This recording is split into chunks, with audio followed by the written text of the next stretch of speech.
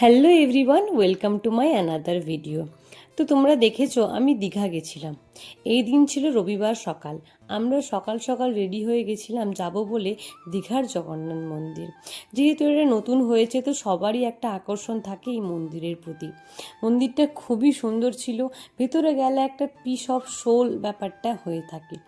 তো সবাইকে বলবো কেউ এই মন্দিরে সকালে যেও না, কারণ এটা এতটাই রোদ্দুর থাকে আর অনেকটা দূর আগে থেকে জুতো খুলে এখানে ঢুকতে হয় যে খুবই কষ্ট লাগবে এই রোদে। আর ওই মার্বেলগুলো এতটাই তেতে গেছিলো যে আমাদের চলতে খুবই অসুবিধেই হচ্ছিল।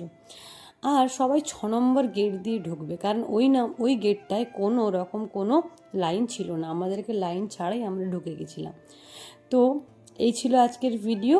বেশি ছবি ভিডিও তুলতে পারিনি। তোমাদের যদি আমার ভিডিওটা ভালো লেগে থাকে তাহলে প্লিজ সাবস্ক্রাইব করে দিও আর একটা লাইক ও কমেন্ট করে দিও। Thank you.